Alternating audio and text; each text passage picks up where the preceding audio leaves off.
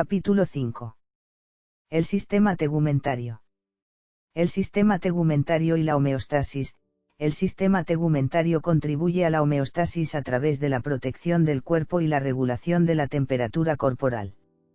También permite captar sensaciones de placer, dolor y otros estímulos provenientes del ambiente externo. En el capítulo 1 se explicó que un sistema está formado por un grupo de órganos que trabajan juntos para realizar actividades específicas. El sistema tegumentario, tegumentum igual a cubierta, está compuesto por la piel, el cabello, las glándulas sudoríparas y sebáceas, las uñas y los receptores sensitivos. El sistema tegumentario ayuda a mantener una temperatura corporal constante, protege al organismo y proporciona información sensitiva del medio circundante. De todos los órganos corporales, ninguno puede inspeccionarse con mayor facilidad ni está más expuesto a la infección, la enfermedad y la lesión que la piel. Aunque su localización lo hace más vulnerable a la lesión secundaria a traumatismos, luz solar, microorganismos y contaminantes ambientales, las cualidades protectoras de la piel la protegen de estas noxas. Debido a esta exposición, la piel refleja nuestras emociones, ceño fruncido, rubor facial, y algunos aspectos de la fisiología normal, como el sudor. Los cambios del color de la piel también podrían indicar desequilibrios homeostáticos corporales. Por ejemplo, el color azulado de la piel asociado con hipoxia, deficiencia de oxígeno a nivel tisular, es uno de los signos de la insuficiencia cardíaca y de otros trastornos. Las erupciones anormales en la piel o los exantemas cutáneos como la varicela, el herpes oral o el sarampión podrían revelar infecciones sistémicas o enfermedades en los órganos internos, mientras que otros trastornos como verrugas, máculas seniles o acné comprometen solo la piel.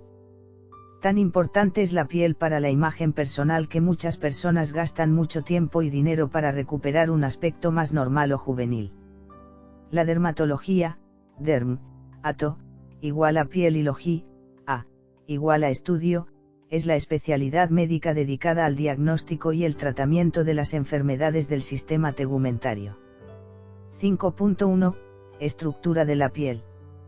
La piel, también conocida como membrana cutánea, cubre la superficie externa del cuerpo y es el órgano más grande tanto en superficie como en peso.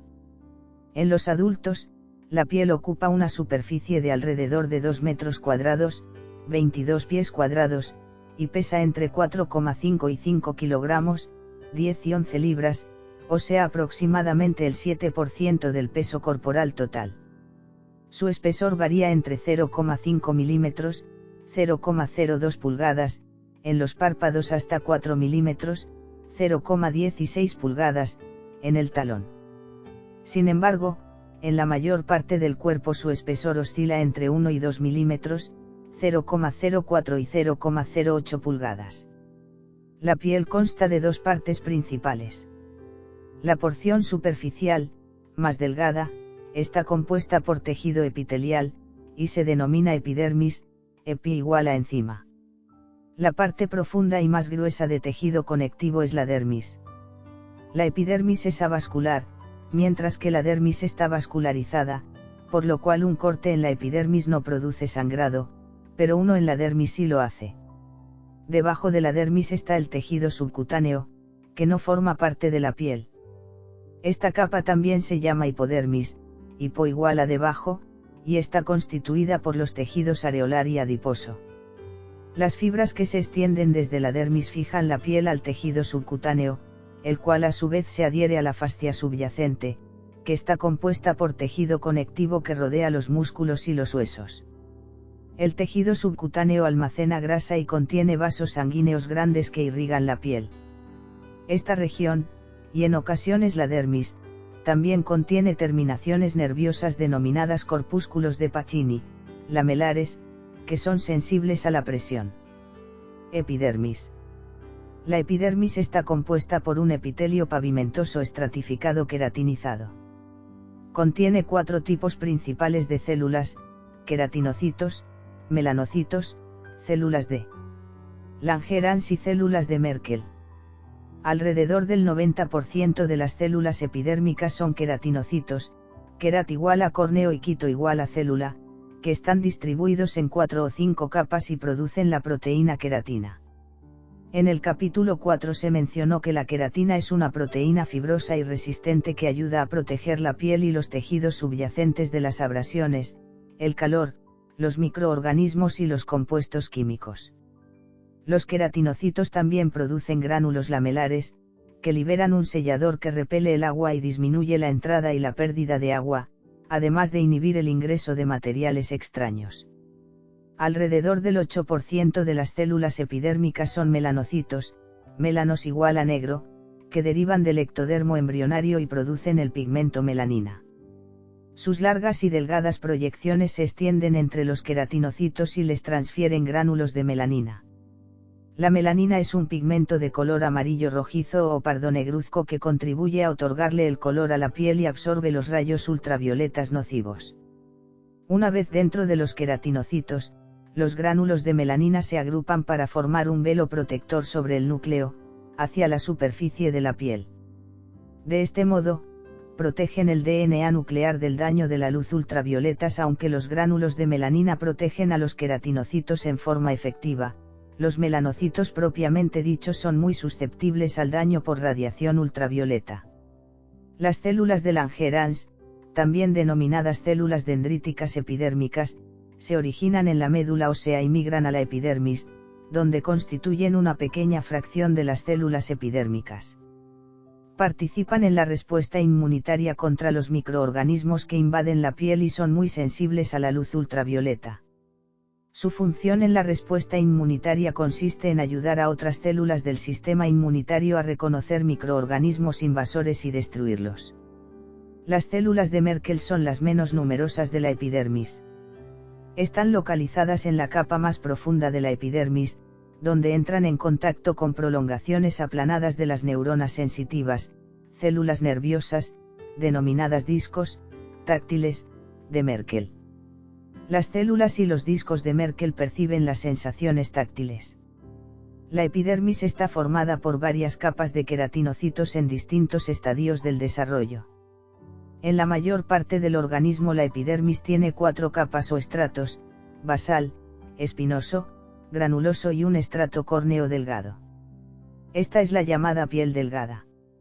En los sitios donde la exposición a la fricción es mayor, como en la yema de los dedos, las palmas de las manos y las plantas de los pies, la epidermis tiene 5 estratos: basal, espinoso, granuloso, estrato lúcido y una capa córnea gruesa.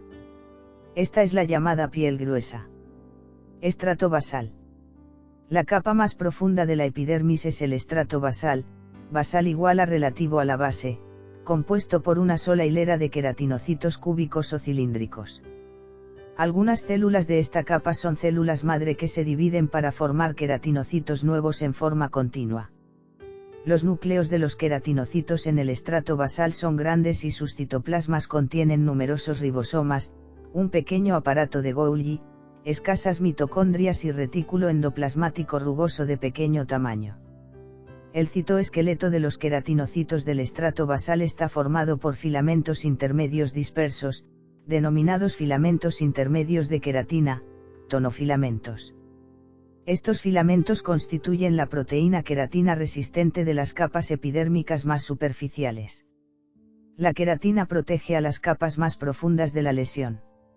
Los filamentos intermedios de queratina se adhieren a los desmosomas, que unen las células del estrato basal entre sí y a las células del estrato espinoso adyacente, y también a los semidesmosomas, que conectan los queratinocitos a la membrana basal dispuesta entre la epidermis y la dermis. Los melanocitos y las células de Merkel con sus discos asociados están dispersos entre los queratinocitos de la capa basal. El estrato basal también se conoce como estrato germinativo, germen igual a brote, retoño, para indicar su papel en la formación de células nuevas. Correlación clínica. Injertos de piel. La piel no se puede regenerar si una lesión destruye una gran superficie del estrato basal con sus células madre. Las heridas de esta magnitud requieren injertos cutáneos para su recuperación. Un injerto de piel implica cubrir la herida con un parche de piel sana obtenida de un sitio donante. El injerto de piel se realiza para proteger al tejido de la pérdida de líquido y la infección, para promover su cicatrización, para evitar la pérdida de su función y con fines estéticos. Para evitar el rechazo tisular, la piel trasplantada suele pertenecer al mismo paciente, autoinjerto, o a un gemelo idéntico, isoinjerto. Si la porción de piel dañada es tan extensa que un autoinjerto podría ser nocivo, se puede usar un procedimiento de autodonación llamado trasplante de piel autóloga. Este procedimiento se emplea con mucha frecuencia en el paciente con quemaduras graves y consiste en la extracción de una pequeña cantidad de epidermis del paciente para cultivar los queratinocitos en el laboratorio y producir láminas delgadas de piel. La piel nueva se trasplanta al paciente de forma que cubra la quemadura y genere una piel permanente. También se dispone de injertos de piel para la cobertura de heridas, Apligraft, y Transite, cultivados en el laboratorio a partir de prepucios de lactantes circuncidados. Estrato espinoso. Superficial con respecto al estrato basal se encuentra el estrato espinoso, espina igual a espina, que contiene numerosos queratinocitos dispuestos en 8 a 10 capas. Las células en las capas más superficiales son algo aplanadas. Los queratinocitos del estrato espinoso, que se originan a partir de las células madre de la capa basal, tienen los mismos orgánulos que las células del estrato basal y conservan su capacidad de dividirse. Los queratinocitos de esta capa producen haces más gruesos de queratina en los filamentos intermedios que los de la capa basal. Aunque son redondeadas y más grandes en el tejido vivo, las células del estrato espinoso se retraen y se separan en el preparado microscópico, de manera que parecen estar cubiertas por espinas, lo que determina su nombre. En cada proyección espinosa, los haces de filamentos intermedios de queratina se insertan en los desmosomas, que unen a las células entre sí de manera firme. Esta disposición le brinda tanto fuerza como flexibilidad a la piel. En el estrato espinoso también se observan células de Langerhans y proyecciones de los melanocitos. Estrato granuloso. Aproximadamente en la parte intermedia de la epidermis se encuentra el estrato granuloso, gránulo igual a diminutivo de grano, formado por 3 a 5 capas de queratinocitos aplanados que experimentan apoptosis. En el capítulo 3 se comentó que la apoptosis es una muerte celular ordenada, programada en el código genético, que consiste en la fragmentación del núcleo antes de que la célula muera. Los núcleos y otros orgánulos de estas células comienzan a degenerar a medida que se alejan de su fuente de nutrientes, vasos sanguíneos dérmicos.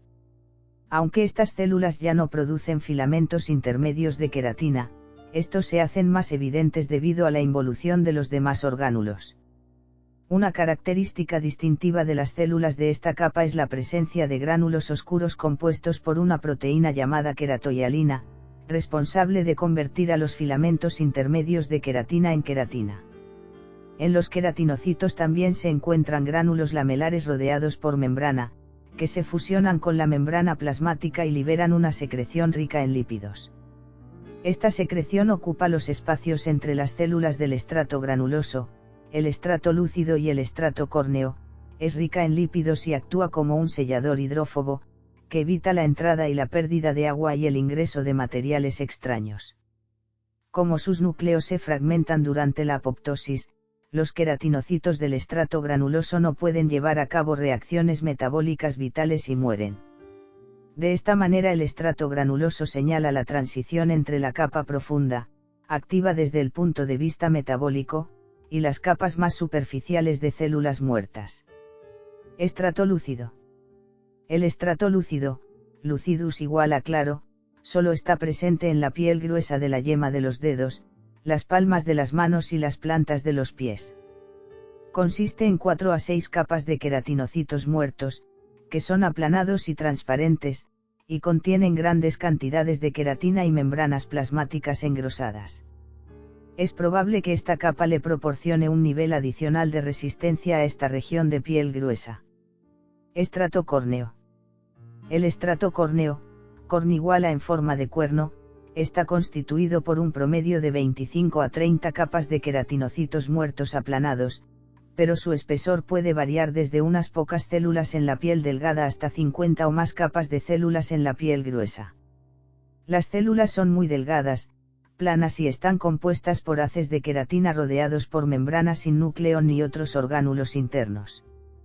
En realidad constituyen el producto final del proceso de diferenciación de los queratinocitos. Las células de las distintas capas se superponen unas con otras como las escamas de la piel de una serpiente. Las células vecinas también forman conexiones fuertes entre sí. Las membranas plasmáticas de las células adyacentes se organizan en pliegues ondulantes complejos que encajan entre sí como piezas de un rompecabezas con el fin de mantener unidas las capas. En este estrato externo de la epidermis, las células se descaman en forma continua y se reemplazan por las células de los estratos más profundos. Sus múltiples capas de células muertas ayudan a proteger a las capas más profundas de las lesiones y de la invasión microbiana. La exposición constante de la piel a la fricción estimula la producción celular y la síntesis de queratina, que conduce a la formación de un callo, que es un engrosamiento anormal del estrato córneo. Queratinización y crecimiento de la epidermis. Las células recientemente formadas en el estrato basal se desplazan con lentitud hacia la superficie. A medida que pasan de una capa epidérmica hacia la siguiente acumulan más queratina, a través de un proceso denominado queratinización. Luego experimentan apoptosis. Por último, las células queratinizadas se desprenden y se reemplazan por células subyacentes, que a su vez se queratinizan. El proceso completo por medio del cual las células del estrato basal ascienden hacia la superficie, se queratinizan y se desprenden tarda entre 4 y 6 semanas en una epidermis de 0,1 milímetros, 0,004 pulgadas, de espesor. Los nutrientes y el oxígeno difunden desde los vasos sanguíneos dérmicos hacia la epidermis avascular. Las células epidérmicas del estrato basal están más cerca de los vasos sanguíneos y reciben la mayor proporción de nutrientes y oxígeno. Estas células poseen el metabolismo más activo y experimentan divisiones celulares continuas para formar nuevos queratinocitos. A medida que los queratinocitos nuevos se alejan de la irrigación sanguínea debido a su división celular constante, los estratos epidérmicos suprayacentes al basal reciben menos nutrientes y sus células disminuyen su actividad hasta que por último mueren. La velocidad de la división celular en el estrato basal se incrementa cuando las capas externas de la epidermis se pierden, como ocurre en abrasiones y quemaduras. Los mecanismos que regulan este crecimiento no se conocen bien, pero ciertas proteínas con acción hormonal como el factor de crecimiento epidérmico, EGF, desempeñan un papel importante. La caspa es el desprendimiento de una cantidad excesiva de células queratinizadas de la piel del cuero cabelludo. Correlación clínica. Psoriasis. La psoriasis es un trastorno cutáneo crónico frecuente en la cual los queratinocitos se dividen y se desplazan con mayor rapidez que lo habitual del estrato basal al córneo. Estos queratinocitos se descaman en forma prematura en solo 7 a 10 días. Los queratinocitos inmaduros producen una queratina anormal, que forma escamas plateadas en la superficie de la piel, con mayor frecuencia en las rodillas, los codos y el cuero cabelludo, caspa. Los tratamientos efectivos, como algunos ungüentos de uso tópico y fototerapia con rayos ultravioleta, inhiben la división celular, disminuyen la velocidad de crecimiento celular o suprimen la queratinización. Dermis. La segunda porción de la piel y la más profunda, denominada dermis, está formada sobre todo por tejido conectivo denso y regular con colágeno y fibras elásticas. Esta red entrelazada de fibras posee gran resistencia a la tensión, resiste fuerzas de tracción o de estiramiento. La dermis también puede estirarse y recuperarse con facilidad. Es mucho más profunda que la epidermis y su espesor varía entre las distintas regiones corporales, alcanzando su máximo espesor en las palmas y las plantas. El cuero, que se usa para construir cinturones, zapatos, guantes de béisbol y balones de baloncesto, es la dermis deshidratada y tratada de ciertos animales. Las pocas células halladas en la dermis suelen ser fibroblastos, con algunos macrófagos y unos pocos adipocitos cerca de su unión con el tejido subcutáneo. Los vasos sanguíneos, los nervios, las glándulas y los folículos pilosos, invaginación epitelial de la epidermis, se encuentran en esta capa. La dermis es fundamental para la supervivencia de la epidermis y estas dos capas adyacentes participan en varias relaciones estructurales y funcionales importantes. De acuerdo a su estructura tisular, la dermis puede dividirse en una región papilar superficial delgada y una región reticular gruesa más profunda. La región papilar representa alrededor de la quinta parte del espesor total de la capa y consiste en fibras delgadas de colágeno y elastina. Su superficie se incrementa en gran medida debido a la presencia de pequeñas estructuras mamilares llamadas papilas dérmicas que se proyectan hacia la superficie inferior de la epidermis. Todas las papilas dérmicas contienen asas capilares, vasos sanguíneos, y algunas también presentan receptores táctiles llamados corpúsculos de Meissner o corpúsculos táctiles, que son terminaciones nerviosas sensibles al tacto. Otras papilas dérmicas tienen terminaciones nerviosas libres, que son dendritas sin ninguna especialización estructural aparente. Las diferentes terminaciones nerviosas libres envían señales que dan origen a sensaciones como calor, frío, dolor, cosquilleo y prurito. La región reticular, reticulum igual a red, conectada con el tejido subcutáneo, está compuesta de fibras de colágeno gruesas, fibroblastos dispersos y varias fibras circulantes, como macrófagos.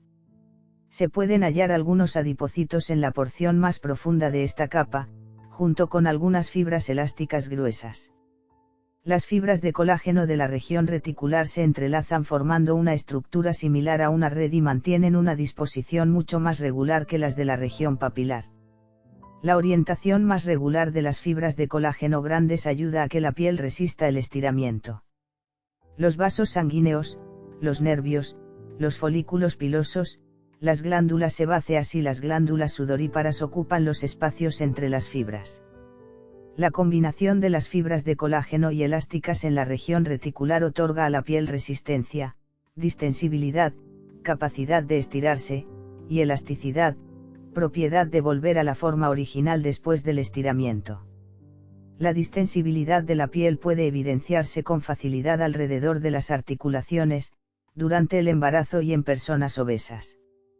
Las superficies de las palmas, las plantas y los dedos de las manos y los pies tienen una serie de pliegues y surcos, que se presentan como líneas rectas o como un patrón de asas y espirales, como en los pulpejos de los dedos.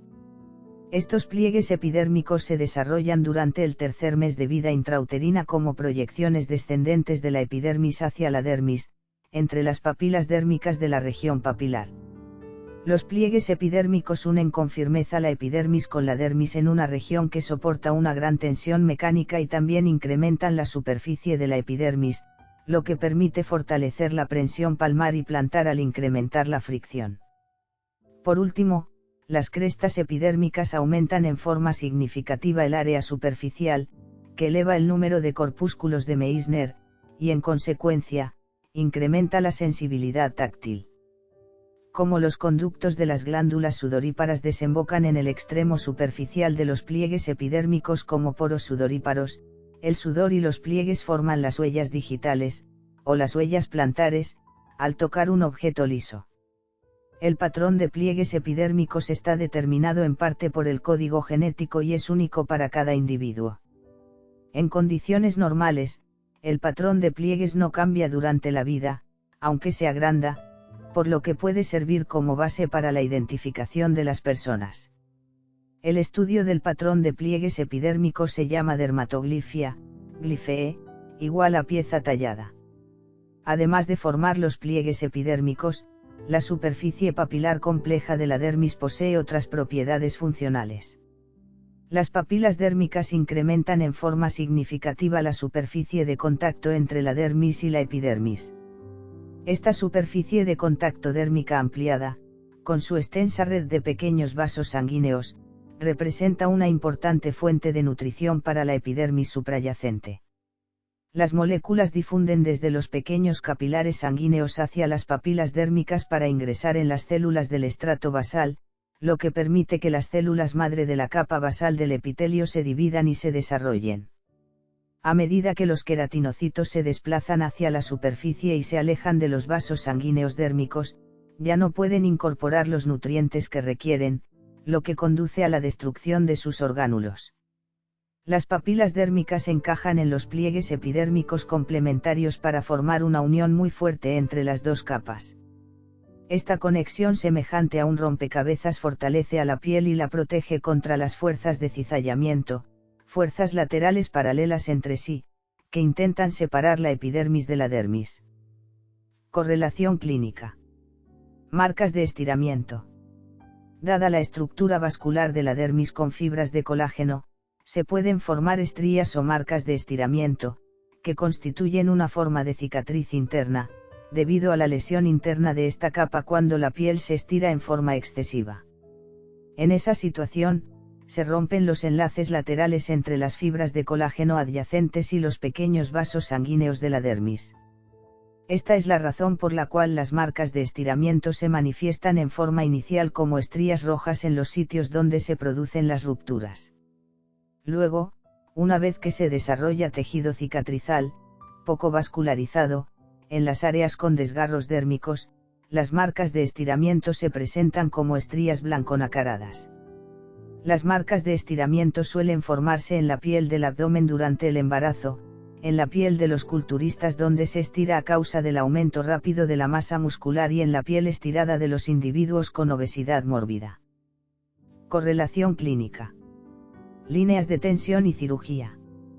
En determinadas regiones del cuerpo las fibras de colágeno dentro de la región reticular tienden a orientarse más en una dirección que en otra debido a la tensión natural experimentada por estas regiones de la piel como consecuencia de la existencia de prominencias óseas, de la orientación de los músculos y de los movimientos articulares.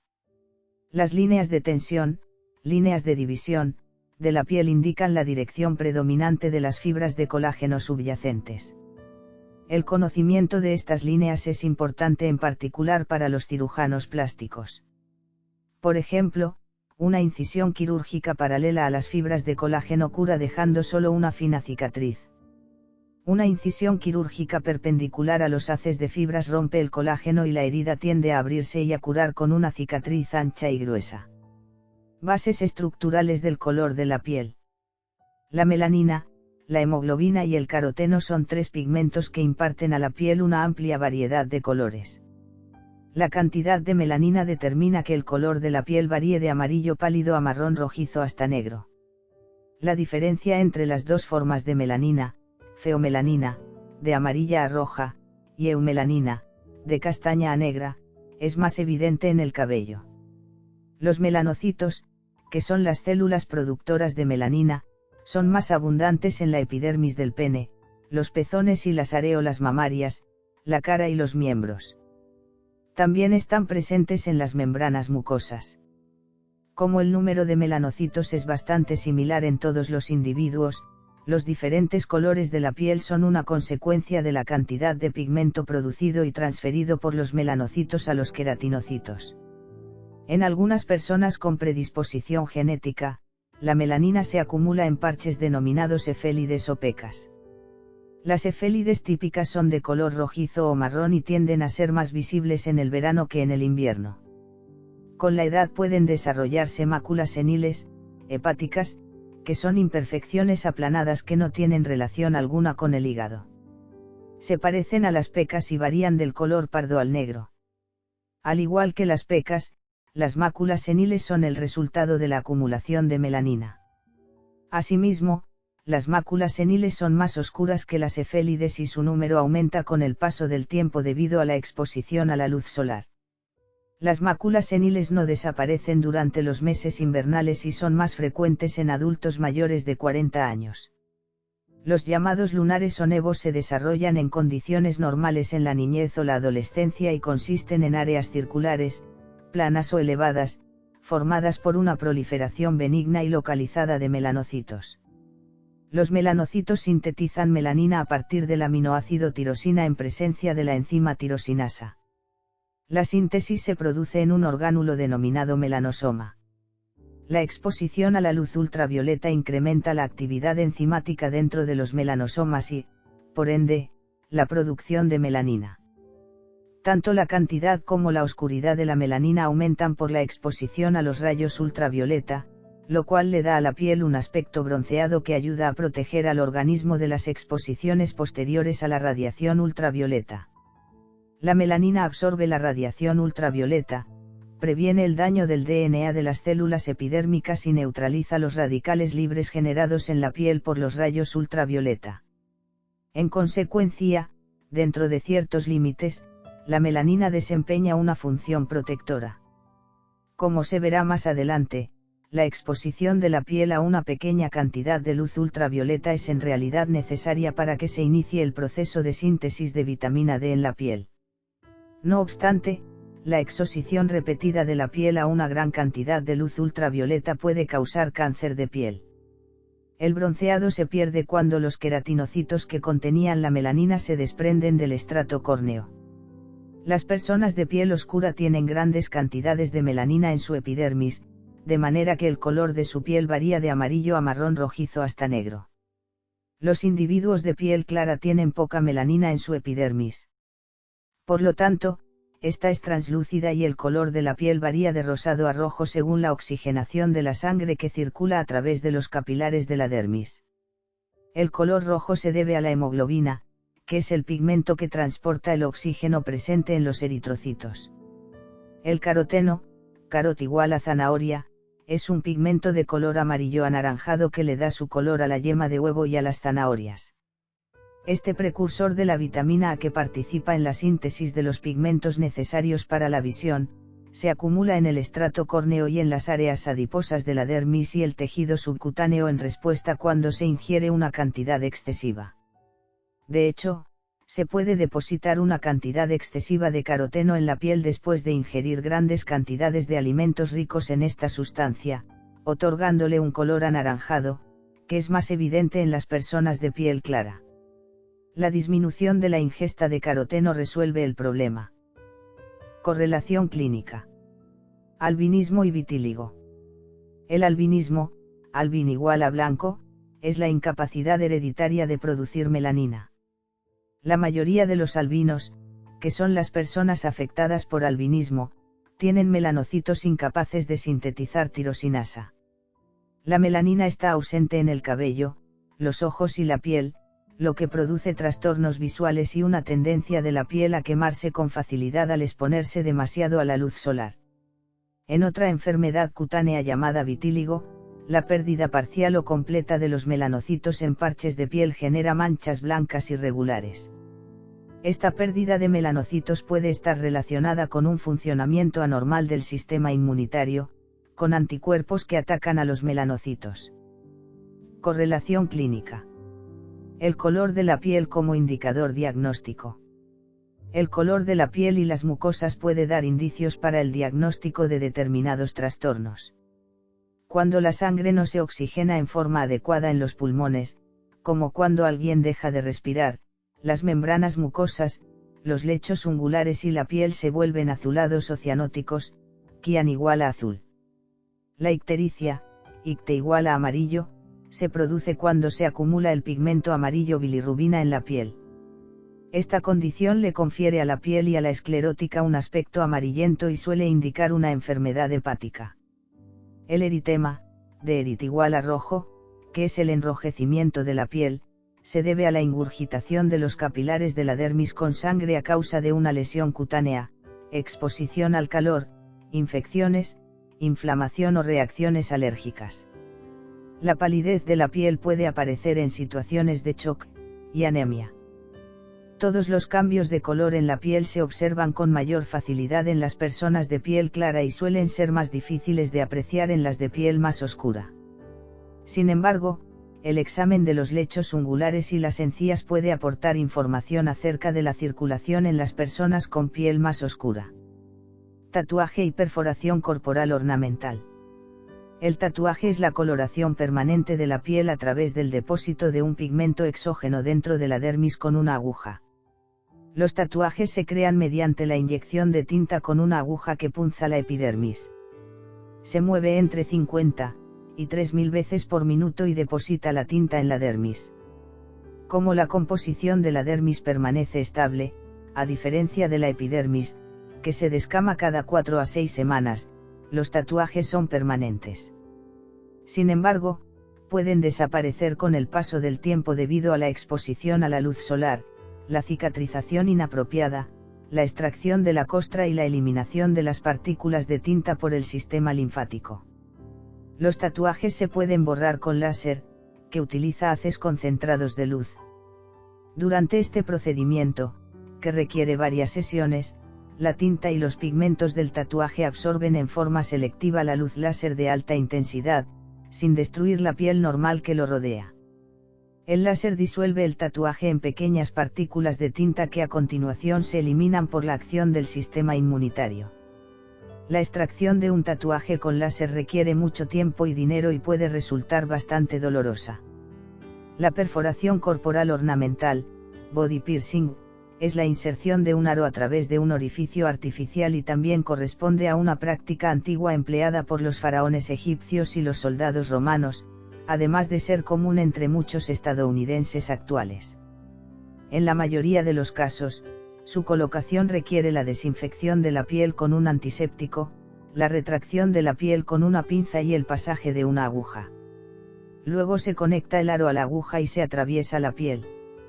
La cicatrización completa puede demorar hasta un año. Los sitios que se suelen perforar son las orejas, la nariz, las cejas, los labios, la lengua, los pezones, el ombligo y los genitales.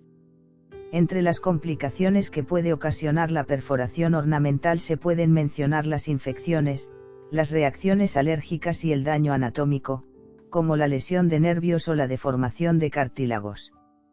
Asimismo, los aros que se colocan pueden interferir sobre ciertos procedimientos médicos, como el uso de máscaras para la reanimación, el manejo de la vía aérea, el cateterismo urinario, la obtención de radiografías y el parto.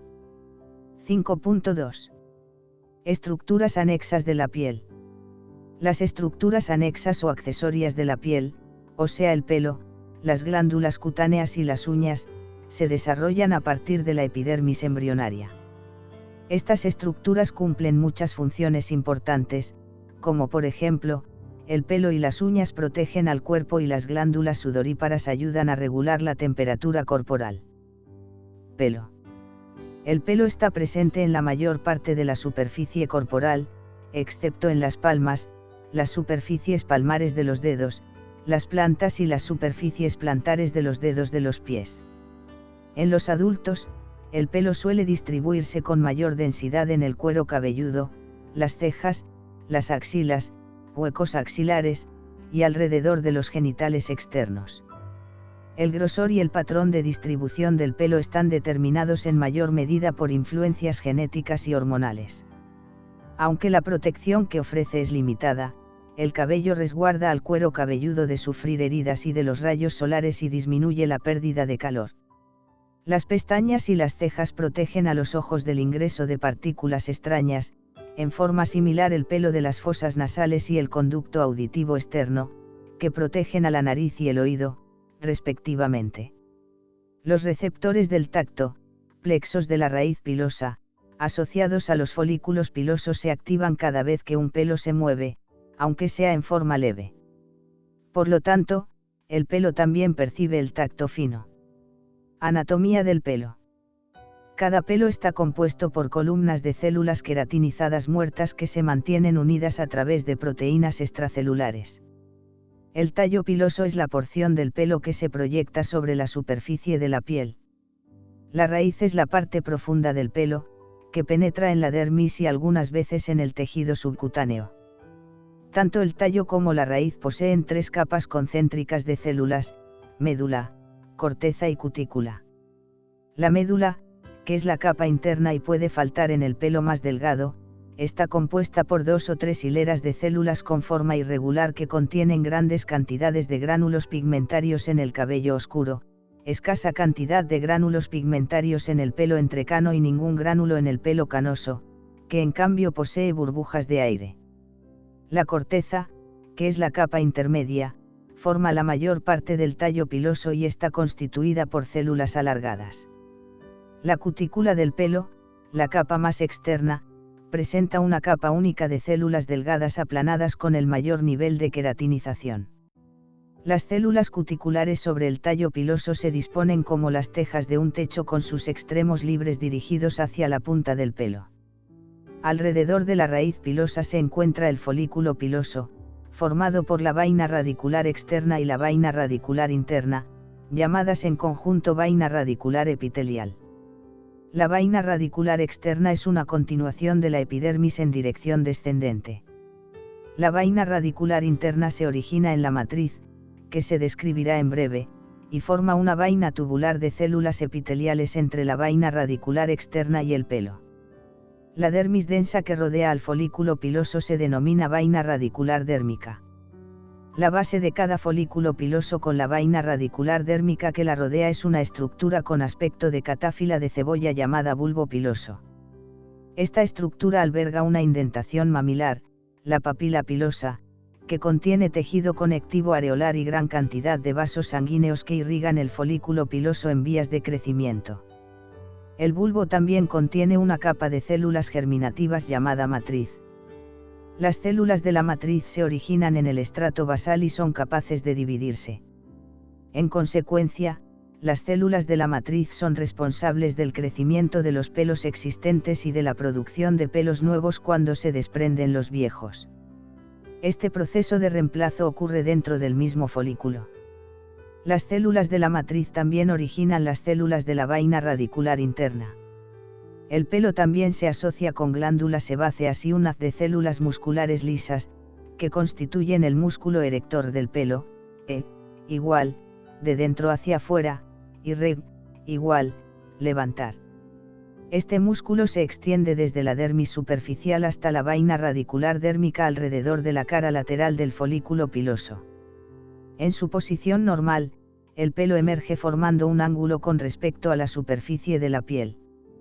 En condiciones de estrés fisiológico o emocional, como el frío o el miedo, las terminaciones nerviosas autónomas estimulan la contracción del músculo erector del pelo, que desplaza el tallo piloso hasta una posición perpendicular con respecto a la superficie cutánea. Esto provoca piel de gallina, denominada así porque la piel forma pequeñas elevaciones en torno a los tallos pilosos. Alrededor de cada folículo piloso hay dendritas de neuronas sensibles al tacto y constituyen un plexo de la raíz pilosa. Este plexo genera impulsos nerviosos si el tallo piloso se mueve. Correlación clínica. Eliminación del pelo. Una sustancia que elimina el pelo se llama depilatoria. Esta disuelve las proteínas del tallo piloso y la transforman en una masa gelatinosa que se puede quitar con facilidad. Como la raíz pilosa no se afecta, el pelo vuelve a crecer. La electrólisis consiste en utilizar una corriente eléctrica para destruir la matriz del pelo de modo que no pueda volver a crecer. El tratamiento con láser también se utiliza para eliminar el pelo. Correlación clínica. Quimioterapia y pérdida del cabello. La quimioterapia es el tratamiento de enfermedades, en general cáncer, mediante sustancias químicas o fármacos. Los quimioterápicos interrumpen el ciclo vital de las células cancerosas que se dividen con rapidez.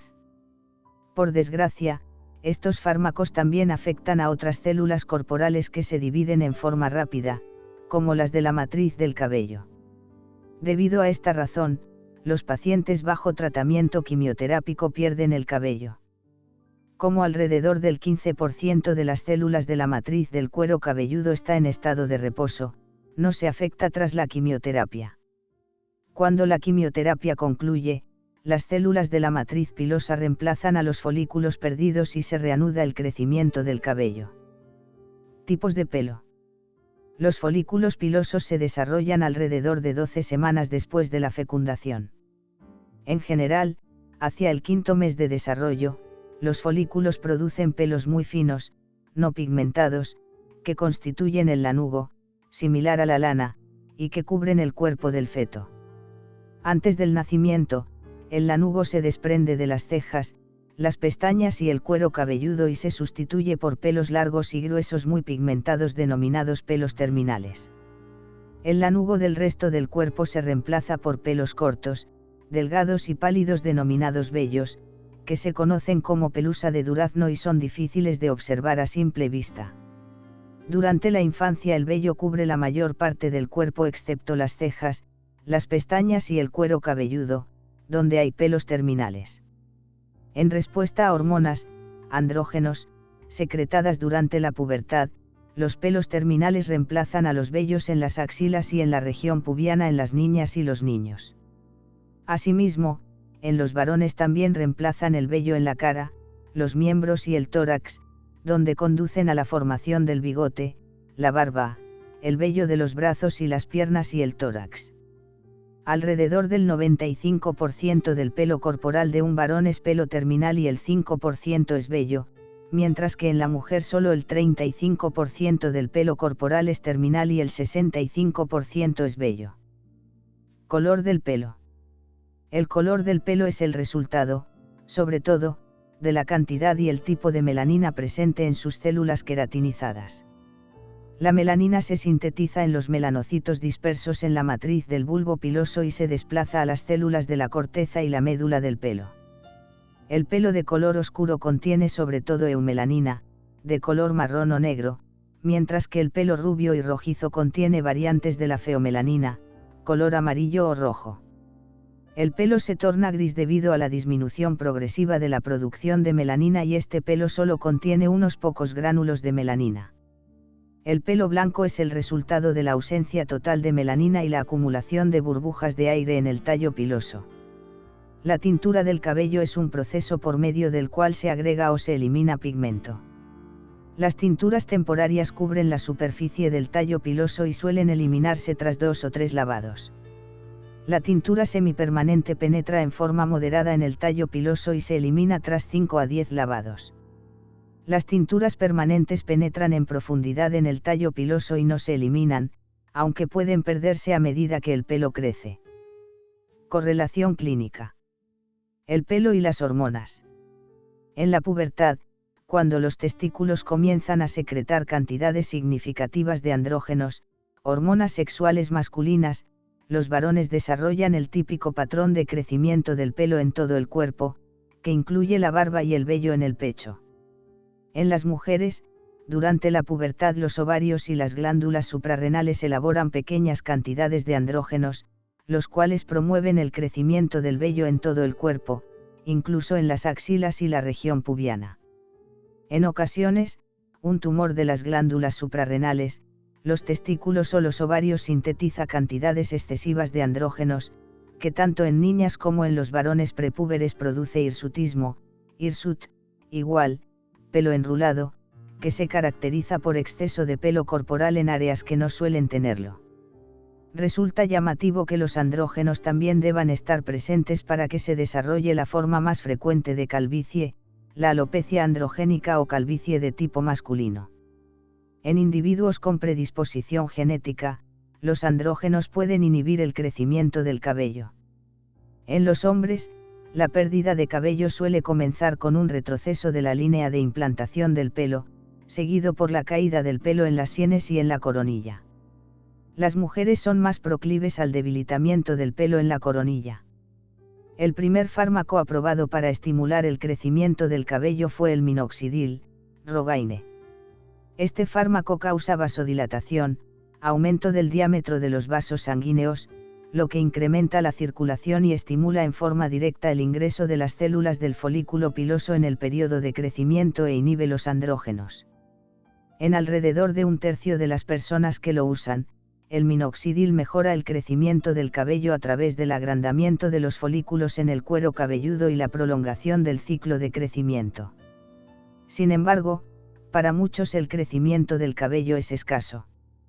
El minoxidil no ayuda a quienes ya tienen calvicie. Glándulas cutáneas. Hay distintos tipos de glándulas exocrinas asociadas con la piel, glándulas sebáceas, sebo, glándulas sudoríparas, sudor, y glándulas ceruminosas. Las glándulas mamarias, que son glándulas sudoríparas especializadas que secretan leche. Glándulas sebáceas. Las glándulas sebáceas, seb, igual, grasoso, son glándulas acinares simples ramificadas. La mayoría se conecta con los folículos pilosos. La porción secretora se encuentra en la dermis y suele desembocar en el cuello de un folículo piloso. En algunas localizaciones, como los labios, el glande, los labios menores y las glándulas tarsales de los párpados, las glándulas sebáceas desembocan en forma directa en la superficie de la piel. Ausentes en las palmas de las manos y las plantas de los pies, las glándulas sebáceas son pequeñas en la mayor parte del tronco y los miembros, pero son grandes en la piel de las mamas, la cara, el cuello y la parte superior del tórax. Las glándulas sebáceas secretan una sustancia oleosa llamada sebo, que está compuesta por una mezcla de triglicéridos, colesterol, proteínas y sales inorgánicas. El sebo reviste la superficie del pelo y previene su deshidratación y que se vuelva quebradizo. Asimismo evita la evaporación excesiva del agua de la piel, mantiene la piel suave y flexible e inhibe el crecimiento de algunas bacterias, aunque no todas.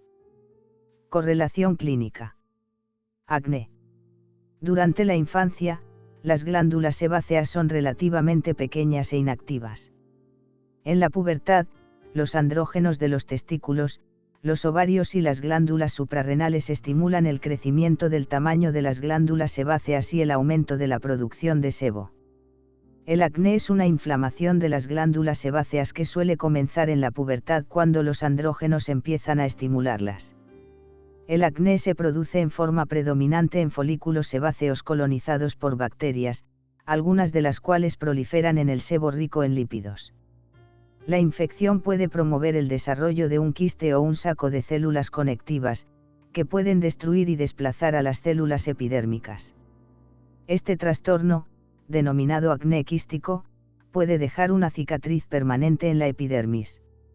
El tratamiento consiste en el lavado abundante de las partes afectadas 1 o 2 veces al día con un jabón suave, antibióticos tópicos, como clindamicina y eritromicina, fármacos tópicos como el peróxido de benzoilo, o tretinoína, y antibióticos por vía oral, como tetraciclinas, minociclina, eritromicina e isotretinoína. En contra de la creencia popular, ciertos alimentos como el chocolate y las frituras no causan ni empeoran el acné. Glándulas sudoríparas. Hay entre 3 y 4 millones de glándulas sudoríparas en el organismo. Sudar igual a sudar y par igual a parir, producir. Las células de estas glándulas liberan sudor o perspiración hacia los folículos pilosos o sobre la superficie de la piel a través de poros. Las glándulas sudoríparas se dividen en 2 tipos principales, ecrinas y apocrinas, sobre la base de su estructura y el tipo de secreción.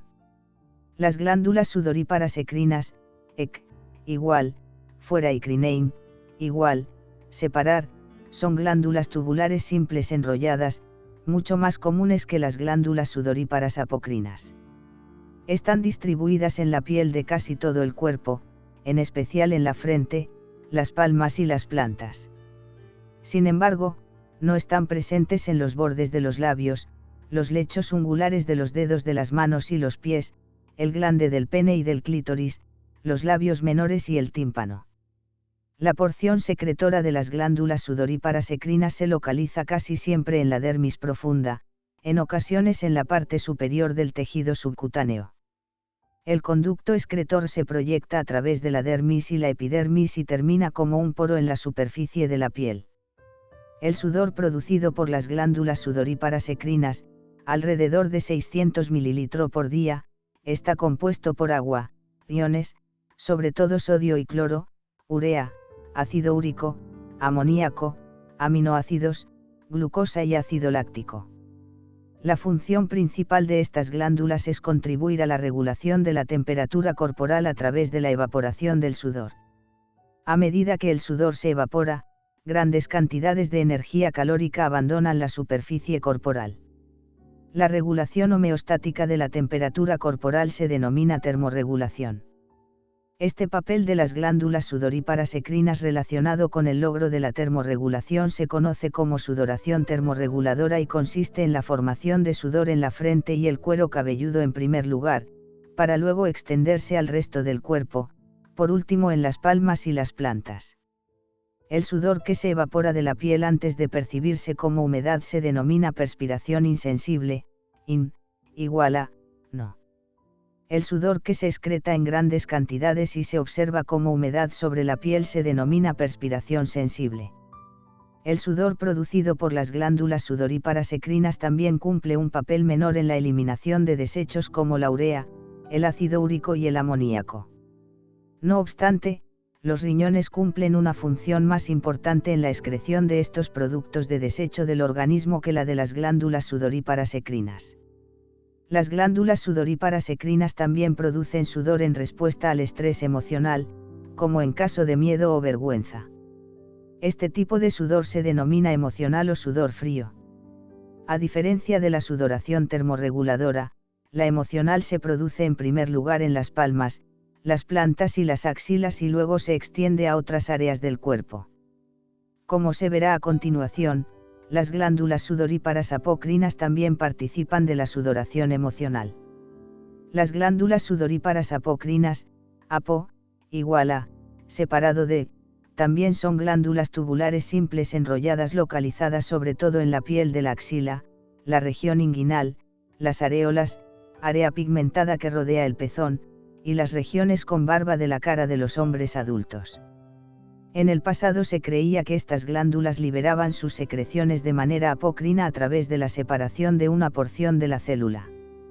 Sin embargo, ahora se sabe que su secreción se realiza por exocitosis, que es característica de las glándulas ecrinas. No obstante, el término apocrino aún se utiliza. La porción secretora de estas glándulas se localiza en la porción inferior de la dermis o en la parte superior del tejido subcutáneo y el conducto excretor desemboca en los folículos pilosos. En comparación con las secreciones ecrinas, su producto de secreción tiene aspecto lechoso y es de color amarillento. Este sudor contiene los mismos componentes que el sudor ecrino, con el agregado de lípidos y proteínas. El sudor secretado por las glándulas sudoríparas apocrinas es inodoro. Sin embargo, cuando el sudor apocrino interactúa con bacterias presentes en la superficie de la piel, las bacterias metabolizan sus componentes y le confieren al sudor un olor almizclado, que suele denominarse olor corporal. Las glándulas sudoríparas ecrinas comienzan a funcionar después del nacimiento, pero las apocrinas no lo hacen hasta la pubertad. Las glándulas sudoríparas apocrinas y las ecrinas participan en forma activa en la sudoración emocional. Asimismo, las glándulas sudoríparas apocrinas secretan sudor durante las actividades sexuales. A diferencia de las glándulas sudoríparas ecrinas, las apocrinas no participan en forma activa de la sudoración termorreguladora y, en consecuencia, no cumplen función alguna en la termorregulación. Glándulas ceruminosas. Las glándulas sudoríparas modificadas del oído externo, llamadas glándulas ceruminosas, secretan una secreción cerea, lubricante denominada cera. Su porción secretora se encuentra en el tejido subcutáneo, por debajo de las glándulas sebáceas. Su conducto excretor desemboca en forma directa sobre la superficie del conducto auditivo externo o en los conductos de las glándulas sebáceas. La secreción combinada de las glándulas ceruminosas y las glándulas sebáceas se llama cerumen o cera del oído. El cerumen y los pelos del conducto auditivo externo constituyen una barrera adhesiva que impide la entrada de cuerpos extraños e insectos. El cerumen también repele el agua del conducto y evita el ingreso de bacterias y hongos a las células. Correlación clínica. Cerumen impactado. Algunas personas producen una cantidad de cerumen desmedida en el conducto auditivo externo. Si éste se acumula hasta volverse compacto, el paso de las ondas sonoras hacia el tímpano podría dificultarse. Los tratamientos para el cerumen impactado, tapón de cera, consisten en la irrigación periódica del oído con enzimas que disuelven la cera y su eliminación con un instrumento romo, sin filo, utilizado por personal médico entrenado. El uso de hisopos u objetos cortantes no se recomienda para este propósito ya que puede empujar el cerumen aún más adentro del conducto auditivo externo y dañar el tímpano. Uñas. Las uñas son placas de células epidérmicas queratinizadas muertas, de consistencia dura, que están agrupadas en forma densa y constituyen una cubierta sólida y transparente sobre la superficie dorsal de las porciones distales de los dedos. Cada uña está compuesta por un cuerpo, un extremo libre y una raíz. El cuerpo de la uña, placa, es su porción visible y es comparable al estrato córneo de la epidermis general, con la excepción de que sus células aplanadas queratinizadas contienen un tipo de queratina más dura y que no se desprenden. Debajo del cuerpo de la uña hay un epitelio y una capa más profunda de dermis. La mayor parte del cuerpo de la uña es de color rosado debido al flujo sanguíneo que atraviesa los capilares en la dermis subyacente. El extremo libre es la parte que puede extenderse más allá del borde distal los dedos y es blanco porque no tiene capilares subyacentes. La raíz de la uña es la porción que está oculta en el pliegue de la piel. La parte blanca en forma de media luna en el extremo proximal del cuerpo de la uña se llama lúnula, lúnula igual a diminutivo de luna, y aparece de color blanco porque el tejido vascular subyacente no es visible a través de una región epitelial engrosada en ese sitio. Debajo del extremo libre hay un engrosamiento del estrato córneo llamado hiponiquio, hipo igual a debajo y onico igual a uña, o lecho ungular, que une la uña a la punta del dedo. El eponiquio, epi igual a sobre, o cutícula es una banda angosta de epidermis que se extiende desde los márgenes, bordes laterales, de la pared de la uña y se adhiere a ellos. El eponiquio ocupa el borde proximal de la uña y está formado por estrato córneo. La porción proximal de epitelio ubicado debajo de la raíz de la uña es la matriz ungular, donde las células superficiales se dividen por mitosis para producir nuevas células. El crecimiento de la uña es secundario a la transformación de las células superficiales de la matriz en nuevas células ungulares. La velocidad de crecimiento de las uñas está determinada por el índice de mitosis en las células de la matriz, que a su vez depende de factores como la edad, el estado de salud y el estado nutricional. El crecimiento de la uña también varía de acuerdo a la estación, el momento del día y la temperatura ambiental. El promedio de crecimiento de las uñas de los dedos de las manos en longitud oscila alrededor de 1 milímetro, 0,04 pulgadas, por semana. El crecimiento de las uñas de los dedos de los pies es algo más lento. Cuanto más largo es el dedo, más rápido crece la uña. 5.3. Tipos de piel. Si bien la piel de todo el cuerpo posee una estructura similar, hay algunas variaciones locales relacionadas con el grosor de la epidermis, la resistencia, la flexibilidad, el grado de queratinización, el tipo y distribución del pelo, el tipo y la densidad de glándulas, la pigmentación, la vascularización, suministro de sangre, y la inervación, presencia de nervios. Se reconocen dos tipos principales de piel sobre la base de determinadas propiedades estructurales y funcionales: piel delgada, con pelo, y piel gruesa, sin pelo. El factor principal que contribuye al espesor de la epidermis es el mayor número de capas en el estrato córneo en respuesta al mayor estrés mecánico en las regiones con piel gruesa. 5.4. Funciones de la piel. Las numerosas funciones del sistema tegumentario, sobre todo la piel, son: termorregulación, almacenamiento de sangre, protección, sensibilidad cutánea, excreción y absorción y síntesis de vitamina D. Termorregulación. Se recuerda que la termorregulación es la regulación homeostática de la temperatura corporal. La piel contribuye a ella mediante dos mecanismos: a través de la liberación de sudor en su superficie y de la regulación del flujo sanguíneo en la dermis. En respuesta a altas temperaturas ambientales o al calor producido por ejercicio, aumenta la producción de sudor en las glándulas sudoríparas ecrinas. Su evaporación de la superficie de la piel ayuda a disminuir la temperatura corporal. Asimismo, los vasos sanguíneos de la dermis dilatan, se ensanchan, lo que aumenta el flujo sanguíneo hacia la dermis y, a su vez, incrementa la pérdida de calor del organismo. En respuesta a temperaturas ambientales bajas, la producción de sudor en las glándulas sudoríparas ecrinas disminuye, lo que ayuda a conservar el calor. También se contraen los vasos sanguíneos de la dermis, su diámetro disminuye, el flujo sanguíneo que atraviesa la piel se reduce y la pérdida de calor del organismo se atenúa. Por otro lado, las contracciones del músculo esquelético generan calor corporal. Reservorio de sangre. La dermis alberga una extensa red de vasos sanguíneos que transportan del 8 al 10% del flujo sanguíneo total de un adulto en reposo. Debido a esta razón, la piel actúa como reservorio de sangre. Protección. La piel protege al cuerpo de muchas maneras.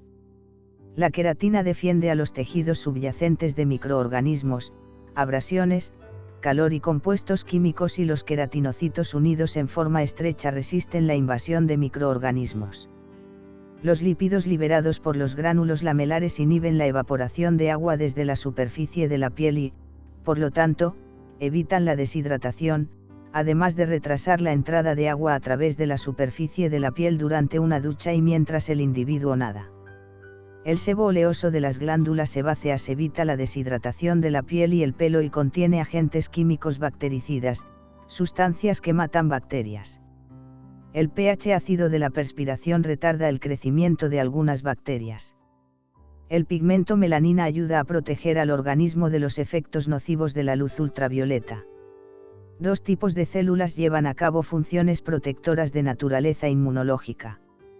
Las células epidérmicas de Langerhans alertan al sistema inmunitario acerca de la presencia de microorganismos invasores potencialmente dañinos, los reconocen y los procesan, y los macrófagos de la dermis fagocitan virus y bacterias que lograron evitar a las células de Langerhans de la epidermis. Sensibilidad cutánea. La sensibilidad cutánea incluye las sensaciones que se originan en la piel, como por ejemplo las táctiles, la presión, la vibración y el cosquilleo, y también las sensaciones térmicas como calor y frío. Otra sensación cutánea, el dolor, suele señalar un daño tisular inminente o actual. Hay una amplia variedad de terminaciones nerviosas y receptores distribuidos en la piel, como los discos táctiles de la epidermis, los corpúsculos del tacto en la dermis y los plexos de la raíz pilosa alrededor de cada folículo piloso. Excreción y absorción.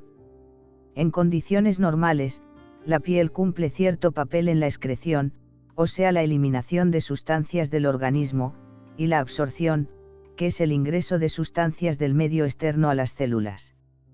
A pesar de la impermeabilidad al agua del estrato córneo, se evaporan alrededor de 400 mililitros de agua por día a través de ella. Una persona sedentaria pierde 200 mililitros adicionales de agua por día como sudor, y una persona que realiza actividad física pierde mucho más líquido. Además de eliminar agua y calor del organismo, el sudor también funciona como vehículo para la excreción de pequeñas cantidades de sales, dióxido de carbono y dos moléculas orgánicas procedentes de la degradación de las proteínas, el amoníaco y la urea. La absorción de sustancias hidrosolubles a través de la piel es mínima, pero ciertas sustancias liposolubles atraviesan la piel, como las vitaminas A, D, E, K, ciertos fármacos y los gases oxígeno y dióxido de carbono. Las sustancias tóxicas que pueden absorberse a través de la piel son solventes orgánicos como la acetona, presente en quitaesmaltes para uñas, y el tetracloruro de carbono, producto para limpieza en seco, las sales de metales pesados como el plomo, el mercurio y el arsénico, y los compuestos tóxicos de la hiedra venenosa y el roble venenoso. Dado que los corticoides tópicos, aplicados sobre la piel, como la cortisona, son liposolubles, se desplazan con facilidad hacia la región papilar de la dermis. Allí ejercen sus propiedades antiinflamatorias mediante la inhibición de la producción de histamina por los mastocitos. Recuérdese que la histamina contribuye a la inflamación. Algunos fármacos absorbidos por la piel se pueden administrar a través de parches cutáneos adhesivos. Correlación clínica. Administración transdérmica de fármacos. El organismo absorbe la mayoría de los fármacos a través del aparato digestivo. Los fármacos también se pueden inyectar en el tejido subcutáneo, o un músculo. Una vía alternativa, la administración transdérmica, transcutánea, permite que un fármaco contenido en un parche adhesivo aplicado en la piel atraviese la epidermis hasta los vasos sanguíneos de la dermis. La sustancia se libera en forma continua a una velocidad controlada durante un periodo de 1 o varios días. Este método es útil en particular para fármacos que se eliminen con rapidez, ya que de administrarse por otra vía, los intervalos entre las dosis deberían ser muy cortos. Dado que la principal barrera para la penetración de los fármacos es el estrato córneo, la absorción transdérmica es más acelerada en regiones de la piel donde esa capa es delgada, como el escroto, la cara y el cuero cabelludo.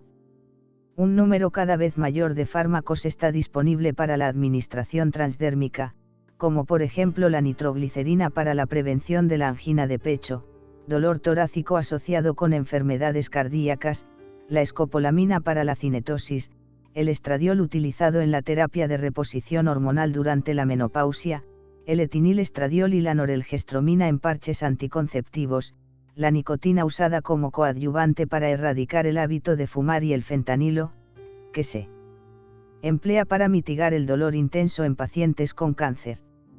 Síntesis de vitamina D. La síntesis de vitamina D requiere la activación de un precursor en la piel por los rayos ultravioletas presentes en la luz solar. Luego, las enzimas hepáticas y renales modifican la molécula activa para producir calcitriol, la forma más activa de la vitamina D. El calcitriol es una hormona que participa en la absorción del calcio de los alimentos del tubo digestivo hacia la sangre. Solo se requiere una exposición a pequeñas cantidades de luz ultravioleta, entre 10 y 15 minutos al menos 2 veces por semana, para que el organismo sintetice vitamina D. Las personas que evitan la exposición al sol y los que viven en regiones meridionales con climas muy fríos podrían requerir suplementos de vitamina D para evitar la deficiencia. La mayoría de las células del sistema inmunitario tiene receptores de vitamina D y las células activan a la vitamina D en presencia de una infección, en especial de las vías respiratorias, como gripe. Se cree que la vitamina D estimula la actividad fagocítica, aumenta la producción de sustancias antimicrobianas en los fagocitos, regula la función inmunitaria y ayuda a disminuir la inflamación. 5.5. Mantenimiento de la homeostasis, cicatrización de las heridas cutáneas. El daño de la piel activa una secuencia de procesos de reparación que le permiten recuperar su estructura y su función normales, o casi normales.